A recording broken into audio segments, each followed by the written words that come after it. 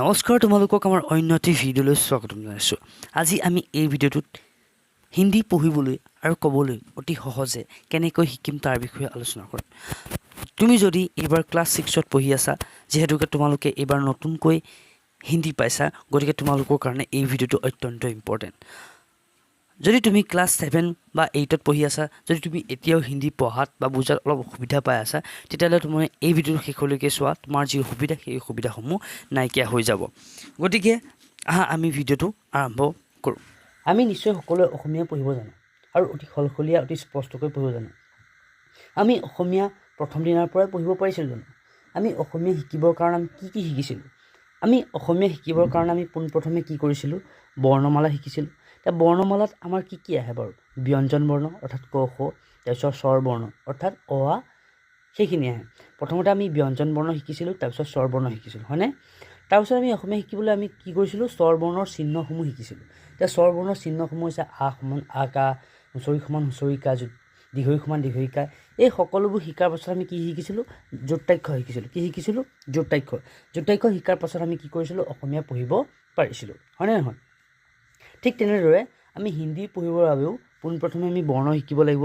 হিন্দীৰো কিছুমান বৰ্ণ আছে, ক খ গ ঘ ঙ, মানে ব্যঞ্জন বৰ্ণ, সেইখিনি ক খ কয়।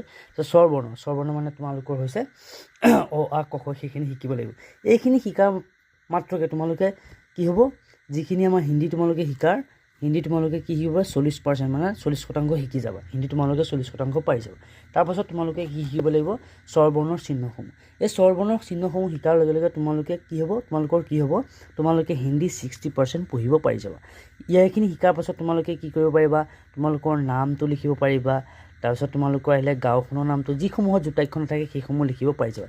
অৰ্থাৎ তোমালোকে 60% হিন্দী পাৰি যাব।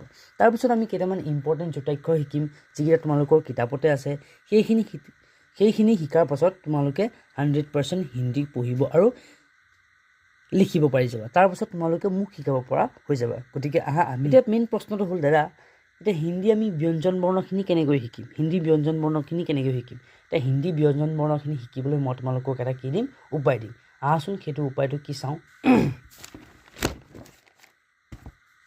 এতিয়া তোমালোকে কি কৰিবা? পোনপ্ৰথমে হিন্দী ক খখিনি লিখি ল'বা। হিন্দী ক খখিনি তোমালোকৰ কিতাপত 38 নম্বৰ পেজত হিন্দী ক খখিনি গোটেইখিনি আছে। তোমালোকে কি কৰিবা? পোনপ্ৰথমে হিন্দী ক খখিনি লিখি ল'বা। তাৰপিছত তাৰ কাষে কাষে মই যেনেকৈ লিখি দিছোঁ তোমালোকে চোৱা, অসমীয়া ক খখিনি লিখি ল'বা। অসমীয়া কি কৰিবা? ক খখিনি লিখি ল'বা। তাৰপিছত দুবাৰ তিনিবাৰ পঢ়িবা। দুবাৰ তিনিবাৰ পঢ়ি হ'ল। দুবাৰ তিনিবাৰ পঢ়াৰ পিছত তোমালোকে কি কৰিবা? লক্ষ্য কৰিবা যে তাত কিছুমান আখৰ আমাৰ অসমীয়া আখৰৰ সৈতে একেই। তোমালোকে নিশ্চয় ঘৰটো দেখিবা, ঘৰটো আমাৰ অসমীয়াৰ সৈতে একেই হয়নে? তাৰপিছত তোমালোকে দেখিবা উঙটো প্ৰায় আমাৰ অসমীয়াৰ সৈতে একেই হয়নে নহয়? হয়। তাৰপিছত তোমালোকে থটো যদি চোৱা, থটো অসমীয়াৰ সৈতে একেই হয়নে নহয়? তাৰপিছত তোমালোকে চাবা ধটো আমাৰ অসমীয়াৰ সৈতে প্ৰায় একেই। তাৰপিছত তোমালোকে ভটো দেখিবা, থটো দেখিবা, থটো আমাৰ অসমীয়াৰ সৈতে একেই। তাৰপিছত তোমালোকে এনেদৰে ফটো দেখিবা, ফটো অসমীয়াৰ সৈতে একেই, বটো অসমীয়াৰ সৈতে একেই, লটো অসমীয়াৰ সৈতে একেই। মূৰ্ধন্য আখৰটো চোৱাচোন, ইয়াতো যেনেকৈ পেট কাটি থোৱা আছে অসমীয়াত, তেনেকৈ হিন্দীটো আমাৰ কি কৰি থোৱা আছে? পেটটো কাটি থোৱা আছে। গতিকে তোমালোকৰ এইটো এক্সট্ৰাকৈ মুখস্থ কৰাৰ কোনো প্ৰয়োজনেই নাই। তোমালোকৰ মনত বা মগজুত সোমাই গ'ল নাই? তাৰপিছত তোমালোকে শটো চোৱা, শটো ঠিকে আমাৰ অসমীয়াৰ সৈতে একেই, হয়নে নহয়? এনেদৰে তোমালোকে টোটেল কেইটা চোৱা, 1 2 3 4 আৰু নটো চোৱা, 4 9 মটো 5 6 7 8 9 10 তোমালোকৰ 10টা দেখোন মুখস্থ নকৰাকৈ মুখস্থ হৈ গ'ল। আমাৰ অসমীয়া একেই, ইয়াৰ 9টা আখৰৰ ভিতৰত তোমালোকে কি হ'ল? 10টা দেখোন মুখস্থ নকৰাকেই হৈ গ'ল। থাকিলে কেইটা তোমালোকৰ? 29টাই থাকিলে। 29টাত তাকো তোমালোকৰ কটো চোৱা, কিমান ইজি, কটো কিমান ইজি, গটো কিমান ইজি। গতিকে তোমালোকে এনেদৰে মুখস্থ কৰিলে তোমালোকৰ কি হ'ব? ক খখিনি অতি সোনকালে মুখস্থ হ'ব। তাৰপিছত তোমালোকে কি কৰিবা? অ আখিনি মুখস্থ কৰিবা। অ আখিনি মুখস্থ কৰিবলৈ হ'লে তোমালোকে কি কৰিবা?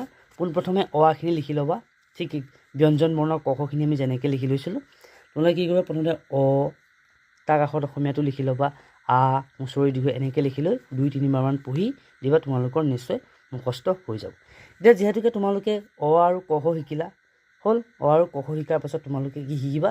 তোমালোকৰ অ আখিনি মুখস্থ কৰাৰ পাছত তোমালোকে 32 নম্বৰ পেজত আহিবা 32 নম্বৰ পেজত তোমালোক কি আছে ইয়াৰ চিহ্নসমূহ আছে আ সমান আকা নাম আম নাম কাম ৰাম হুঁচৰি সমান হুঁচৰিকা দীঘৰি সমান দীঘৰিকা উচৌ সমান উচুকা দীঘু সমান দীঘুকা ৰি সমান ৰিকা এ সমান একা ঐ সমান ঐকা উ সমান ঔকা ঔ সমান ঔকা অং সমান এই পিছৰখিনি তোমালোকে প্ৰথমতে নপঢ়িলেও হ'ব শেষলৈ তোমালোকে পঢ়িলেও হ'ব গতিকে তোমালোকে ইয়ালৈকে পঢ়িবা হ'ব তাৰপিছত তোমালোকে কি কৰিবা ইয়াৰ লগে লগে এই যিখিনি কাষত শব্দ আছে আম নাম যিহেতুকে তোমালোকৰ এতিয়ালৈকে কি হ'ল কখিনি মুখস্থ হৈ গ'ল গতিকে এইখিনি তোমালোকে লগে লগে পঢ়ি যাবা হ'ল এইখিনি তোমালোকে কৰাৰ পাছত তোমালোকে এতিয়া তোমালোকৰ নিজৰ নামটো লিখিব পাৰিবা নামটো গাঁওখনৰ নামটো আৰু জিলাখনৰ নামটো লিখিব পাৰিবা তোমালোকে পাৰিছানে নাই মোক কমেণ্ট কৰি জনাবাচোন আমি এতিয়া কি শিকিলোঁ